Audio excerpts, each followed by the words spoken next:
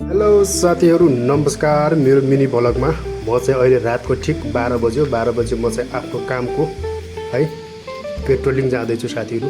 यहाँ चाहिँ पेट्रोलिङ भन्छ हैन, यो त्यो एरियामा गएर घुम्नुलाई चाहिँ हाम्रो नेपालमा चाहिँ गाउँ भन्छ भनेपछि यहाँको मलेसियाको भाषामा गाउँलाई चाहिँ तामान भन्छ। यो तामान चाहिँ हामीले राउन्ड लगाउनुपर्छ साथीहरू। सरर गएर है, सरर गएर राउन्ड लगाउनुपर्छ। यसरी गएर फोटो खिच्नु पर्छ।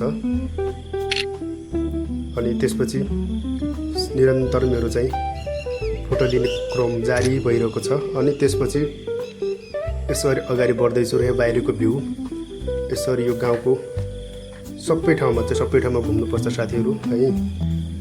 गाह्रो छ नि, परदेशमा सजिलो कहाँ छ र पैसा कमाउन साथीहरू। रातको 12 बजे भयो यसरी दौडिनुपर्छ। यसरी फोटो खिच्ने क्रममा अगाडि बढ्दै जाँदैछु म है। म तपाईँलाई यो सम्पूर्ण अन्तिमसम्म हेर्नु होला र सबै कुराहरू देखाउँदैछु साथीहरू। यसरी अगाडि गइसकेपछि अब फेरि अर्को लोरङमा जाँदैछु म। जङ्गल पनि, घना जङ्गल पनि छ बिचमा है। बिचमा छ यो गाउँ, टक्क नयाँ गाउँ हो। यसलाई तामान भन्छ, यहाँको भाषामा तामान भन्छ।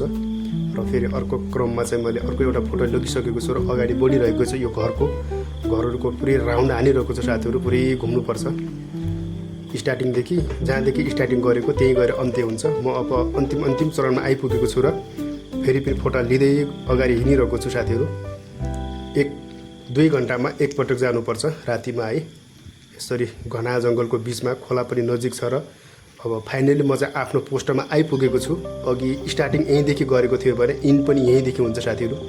यहाँको नियम कानुन अनुसार चाहिँ चल्नुपर्छ। सेक्युरिटी भनेपछि है हामीले अरूको सुरक्षा दिने हो र आफू चाहिँ खडा भएर बस्ने हो रातभरि भने जस्तो सजिलो चाहिँ हुँदैन साथीहरू पैसा कमाउन। यही किसिमको चाहिँ काम हाम्रो नेपालमा पाइदिएको भए सायद हामी सबै नेपालीहरू चाहिँ यसरी आफ्नै देशमा काम गर्थ्यौँ।